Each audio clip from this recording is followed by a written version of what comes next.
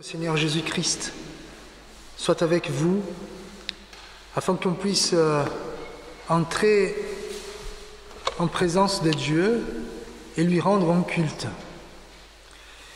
Et avant de lire le texte,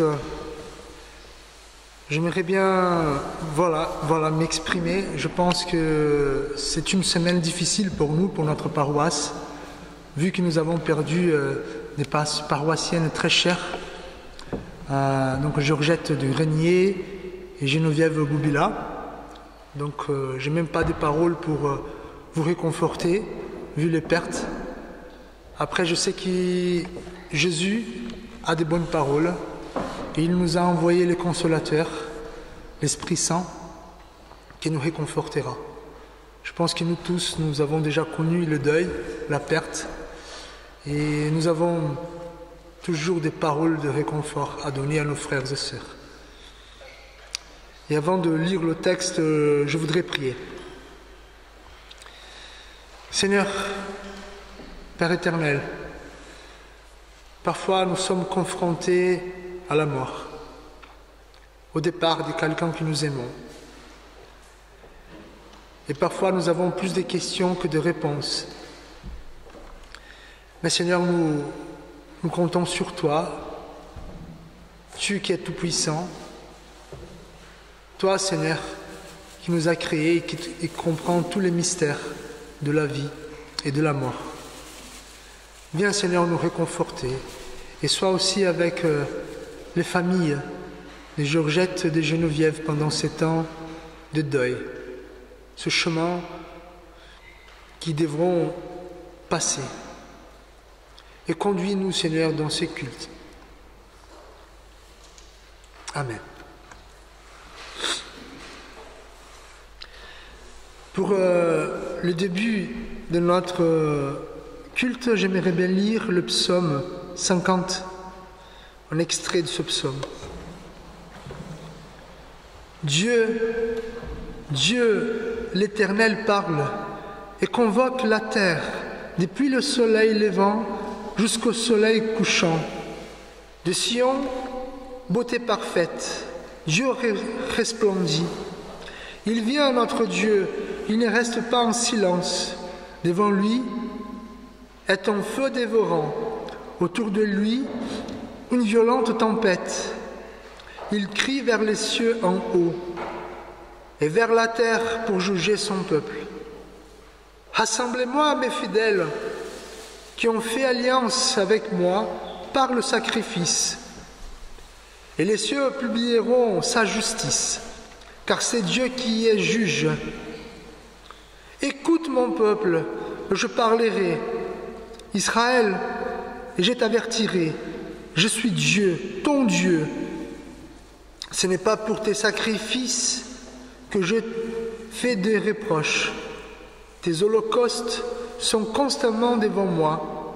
Est-ce que je mange la chair des taureaux? Est-ce que je bois le sang des boucs? Offre pour sacrifice à Dieu des actions de grâce et accomplis tes vœux envers le Très-Haut. Et invoque-moi au jour de la détresse et je te délivrerai et tu me glorifieras. C'est très clair le texte. C'est Dieu qui nous appelle pour nous rassembler devant lui, pour lui rendre un culte, pour être reconnaissant de tout ce qu'il nous a fait. Il va dire ici qu'il ne veut pas des sacrifices. Il souhaite des actions de grâce, de remerciement, de louange. Donc je vous appelle maintenant pour louer notre Dieu. Dans Éphésiens, prenez donc garde de vous conduire avec circonspection, non comme des insensés, mais comme des sages. Rachetez le temps, car les jours sont mauvais. C'est pourquoi ne soyez pas inconsidérés, mais comprenez quelle est la volonté du Seigneur. Ne vous enivrez pas de vin, c'est la débauche. Soyez au contraire remplis de l'esprit.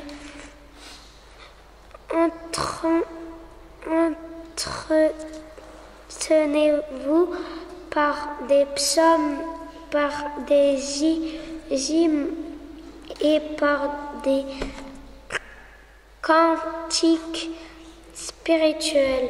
Chante et célébrant de tout votre cœur les louanges du Seigneur. Rendez-vous continuellement grâce pour toutes choses à Dieu le Père au nom de Seigneur Jésus-Christ, vous soumettant les uns aux autres dans la crainte de Christ. Merci. Nous allons continuer déjà dans cette série, mais aussi dans la 12e partie de la prédication, marcher dans la sagesse de Dieu. Ah ouais, mon fils. Bon, je vais prier pour que Dieu nous bénisse, nous conduise dans ces moments. Seigneur, nous sommes devant ta parole, nous sommes devant cette parole qui a le pouvoir de nous transformer, qui a le pouvoir de nous toucher. Donc nous voulons, Seigneur, comprendre ce que tu veux nous dire. Aide-nous, Seigneur, à laisser un peu de côté tout ce qui nous préoccupe, tout ce qui attire notre attention, qui sont ailleurs, afin que nous puissions avoir de toi un petit pain spirituel pour nous nourrir ce matin. C'est au nom de Jésus que nous te prions. Amen. Donc, pour reprendre ce que nous avons vu la semaine précédente, nous avons vu quel est le point commun entre un chat marchant sur le toit, une nounou s'occupant des 10 enfants et un soldat au cœur d'un conflit. Et nous arrivons à la conclusion que les 3, ils doivent être prudents. Ils doivent faire preuve de prudence. Ils doivent agir avec circonspection. Soit le chat sur les murs étroits, sur les toits, il doit être attentif à chaque pas qu'il donne. Même en étant un chat et très agile, il peut tomber. Une nounou qui prend soin des 10 enfants dans sa maison, elle doit être attentive par rapport à tout ce qui est par terre, aussi par rapport aux enfants, elle doit être prudente. Et même les soldats qui est dans une mission, qui ne peut pas gâcher la mission, parce que ça va risquer sa vie à lui et aussi la vie de ses compagnons, même de son pays ou de son armée. Et donc nous avons rajouté un autre élément pour savoir quel est le point commun. Quel est le point commun entre le chat, la nounou, les soldats et les chrétiens, ou le chrétien. Et nous avons vu que c'est exactement pareil. Il faut marcher, agir avec prudence, avec circonspection.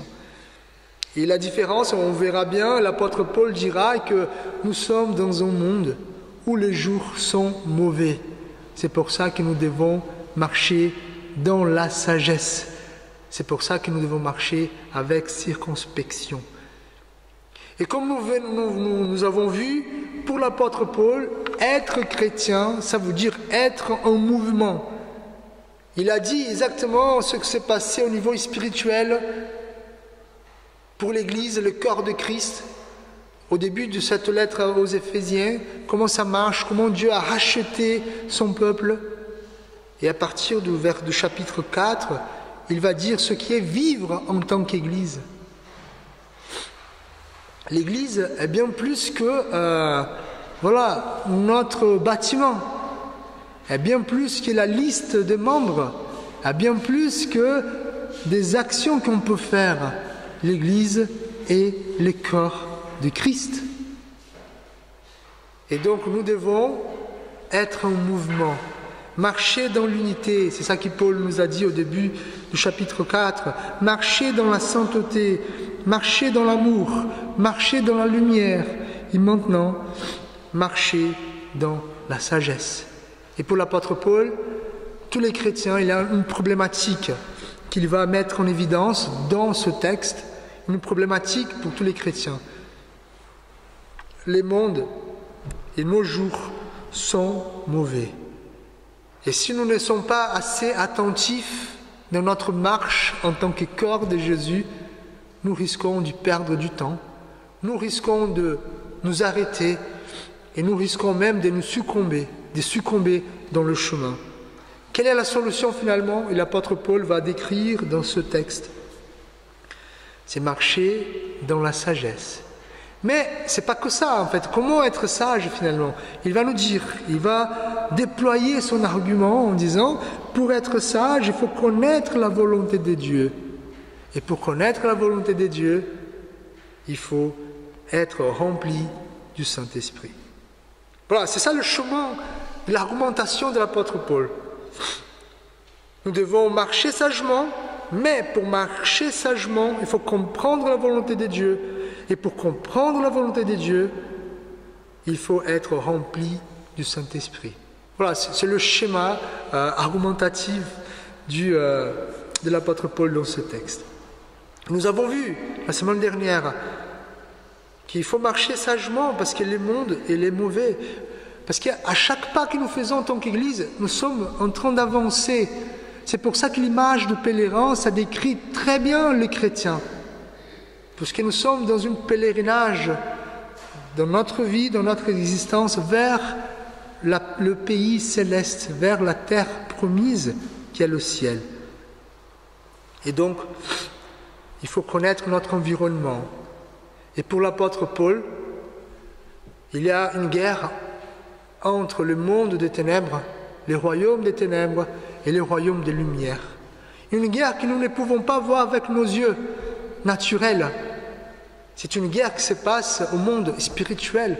Oui, frères et sœurs, comme je vous ai dit, parfois nous aimons le christianisme parce qu'il y a de bonnes choses, un bon message, mais le christianisme aussi croit à cette existence d'un monde spirituel qui nous échappe.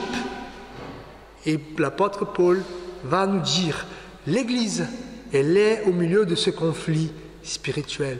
Et au chapitre 6, nous allons y arriver, je l'espère, va parler de l'armure de Dieu, l'armure spirituelle. Et donc Paul dit, les chrétiens, attention, chaque pas que vous donnez, rachetez le temps, ne perdez pas du temps, parce que c'est dangereux. Et aujourd'hui, nous avons vu, voilà, ce qui est marcher sagement, et pour marcher sagement, il faut comprendre la volonté de Dieu, et nous allons voir cela. Paul est très précis quand il dit comprendre. Il ne dit pas écouter la volonté de Dieu, entendre la volonté de Dieu, lire la volonté de Dieu. Il fait exprès de mettre un mot qui n'est pas souvent utilisé, comprendre. Pas que connaître, c'est comprendre. Ça veut dire une perception d'une chose. Savoir le sens de quelque chose. Percevoir, saisir. C'est comme on donne des ordres aux enfants. Je ne sais pas si vous avez déjà eu l'expérience. Parfois on dit aux enfants, allez, va faire la vaisselle. Et ils partent, mais ils ne savent pas ce qu'ils vont faire. Ils n'ont pas compris, ils partent. Et après ils vont dire, qu'est-ce qu'il faut faire? Donc ils ont bien entendu ma voix. Ils savent bien que j'ai une autorité en tant que papa, mais ils n'ont pas compris le commandement. Ils n'ont pas compris ma volonté. Et parfois, ça nous arrive en tant que chrétiens. Nous disons Dieu, il est tout-puissant, il a l'autorité maximale dans ma vie. Mais quelle est sa volonté pour nous? Donc, c'est ainsi que Paul affirme que nous, en tant que chrétiens, nous devons comprendre la volonté. Et si nous comprenons la volonté de Dieu, nous serons sages. Voilà. La sagesse ne vient pas comme ça. Vient en comprenant la volonté de Dieu. Et là, je vous pose des questions qui sont simples, mais c'est donc des questions qui peut-être vous avez la réponse ou peut-être pas, mais ça vous provoque à trouver peut-être les réponses. Quelle est la volonté de Dieu pour votre vie? Ah, Fabio, c'est venir à l'église 2 fois par mois, à l'église. Oh, oui, certainement, mais plus précisément, ce qui va guider votre vie, votre vocation, ce qui va vous faire changer de pays, changer de maison, changer d'habitation, changer de métier. Quelle est la volonté de Dieu pour votre vie? Alors, si vous n'avez pas la réponse, je vous pose une autre question. Avez-vous déjà cherché connaître la volonté de Dieu, comprendre la volonté de Dieu? Quels sont les engagements que le Seigneur souhaite que vous preniez? Quels sont les engagements que Dieu souhaite que vous renonciez? À quelle œuvre chrétienne Dieu tient que vous vous consacriez? Et ainsi de suite. Nous devons être capables de répondre à toutes les interrogations qui parlent de la volonté de Dieu. Quelle est la volonté de Dieu pour vous? Et c'est une façon de marcher sagement. Cependant, on sait que la Bible, donc peut-être vous dites, Fabio, j'ai aucune idée de la volonté de Dieu pour moi, c'est pas grave. Mais la Bible, soit dans l'Ancien Testament, soit dans le Nouveau Testament, elles vont être d'accord en dire que nous ne pouvons pas, par nous-mêmes, comprendre la volonté de Dieu. Mais Fabio, qu'est-ce que vous dites là? Qu'est-ce que vous dites? D'abord, tu dis qu'il faut être sage, mais pour être sage, il faut comprendre la volonté de Dieu. Et maintenant, tu dis qu'on ne peut pas comprendre la volonté de Dieu. Mais Paul, il a la réponse. Et donc, pour comprendre la volonté de Dieu, pour être sage, il faut être rempli du Saint-Esprit. Et Paul, il va être clair, les imprudents sont gouvernés par la chair, tandis que les sages sont gouvernés par l'Esprit de Dieu, l'Esprit Saint qui comprend la volonté de Dieu. Une fois qu'on comprend la volonté de Dieu, on doit s'y conformer. Alors, la réponse à la question « Comment comprendre la volonté du Seigneur ?» est la suivante. L'Esprit est le seul qui peut nous aider. Et là, je vous lis un texte qui, pour moi, c'est très précieux. C'est une façon de comprendre la Bible. C'est 1 Corinthiens 2, 9 à 10. « Mais comme il est écrit, ce sont des choses que l'œil n'a point vues, que l'oreille n'a point entendues, et qui ne sont point montées au cœur de l'homme, des choses que Dieu a préparées pour ceux qui l'aiment. Dieu nous a révélées par l'Esprit. » Je répète, Dieu nous a révélés par l'Esprit, car l'Esprit sonde tout, même les profondeurs de Dieu. Et ça nous aide à comprendre. Parfois on dit, pourquoi je lis la Bible, je suis béni, je comprends, pourquoi je lis la Bible, je me sens réconforté. Et une autre personne qui lit la même chose et qui entend la même chose ne comprend pas. Là, c'est une question. C'est l'Esprit Saint qui ouvre nos yeux pour que nous comprenions sa volonté. D'accord. Peut-être que vous suivez un peu le chemin. Pour être sage, il faut comprendre la volonté de Dieu. Et pour comprendre la volonté de Dieu, il faut que l'Esprit Saint me l'explique. Qu'est-ce que je dois faire maintenant? Et c'est là où l'apôtre Paul va nous dire. Il faut être rempli du Saint-Esprit. Il faut avoir le Saint-Esprit dans notre cœur. Il va dire, nous devons nous laisser remplir par l'Esprit et non pas s'envirer de vin. Alors, le contraste, l'opposition ici n'est pas entre le vin et l'Esprit, ce n'est pas là la question, vous voyez, mais c'est l'influence et les conséquences de l'alcool et de l'Esprit Saint. Être ivre de vin conduit à la dissipation.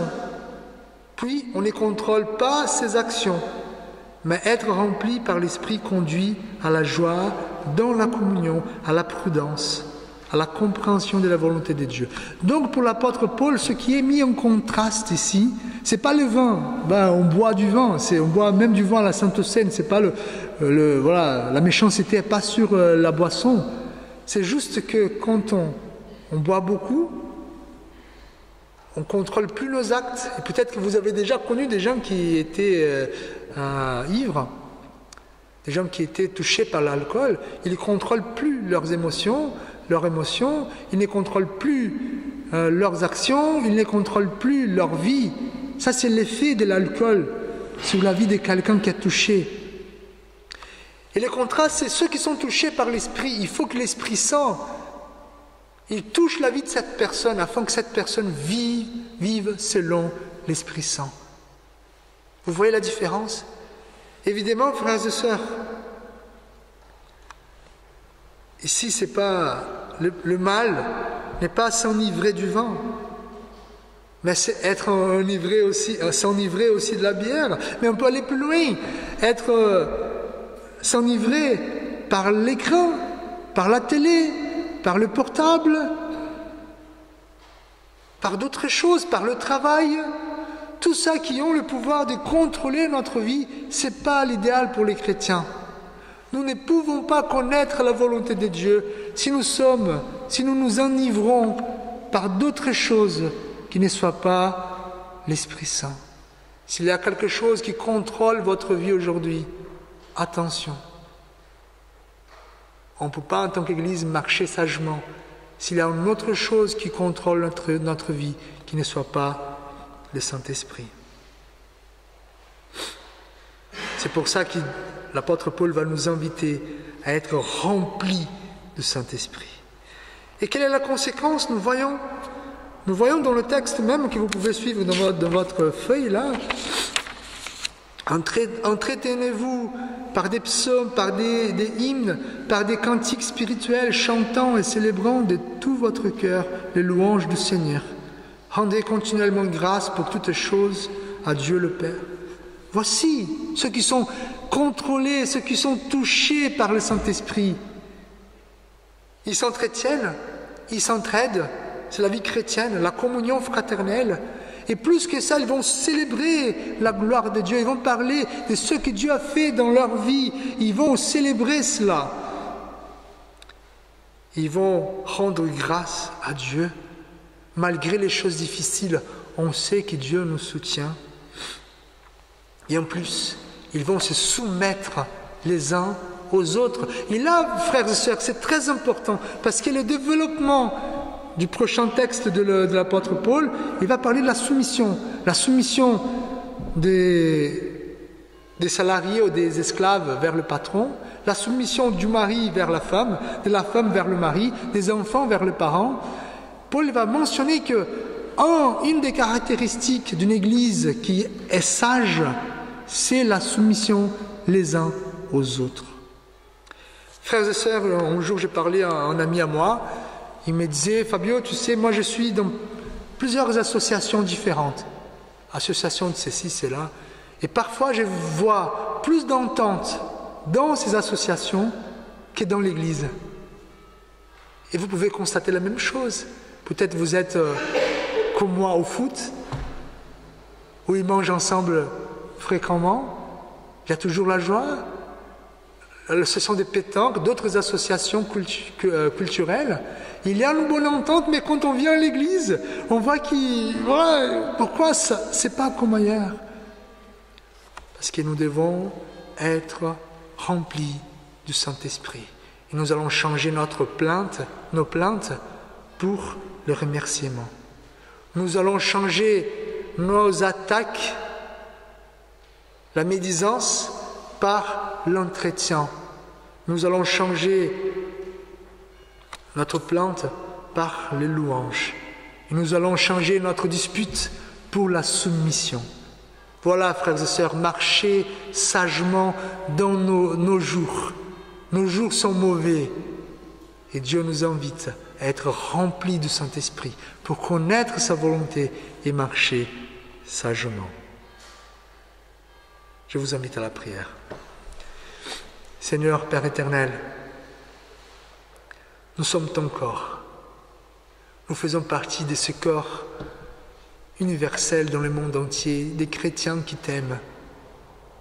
Et nous voulons, Seigneur, marcher selon la volonté de ton Fils qui est la tête de ce corps. Et Seigneur, que nous puissions marcher sagement, que nous, en tant qu'Église, et personnellement, nous puissions comprendre ta volonté, Seigneur, et que nous soyons remplis par ton Esprit. Et ainsi, Seigneur, comme ceux qui s'enivrent du vin, qui boivent pour être touchés, qui cherchent l'alcool, que nous puissions chercher, Seigneur, ton Esprit, régulièrement, afin que nous soyons remplis de cet Esprit qui fait vivre notre vie. C'est au nom de Jésus-Christ. Amen. La sagesse d'en haut est premièrement pure, ensuite pacifique, modérée, conciliante, pleine de miséricorde et de bons fruits, exempte de duplicité et d'hypocrisie. Frères et sœurs, soyez remplis du Saint-Esprit. Que l'Éternel vous garde, que l'Éternel fasse briller son visage sur vous et vous accorde sa grâce. Que l'Éternel se tourne vers vous et vous donne la paix. Amen.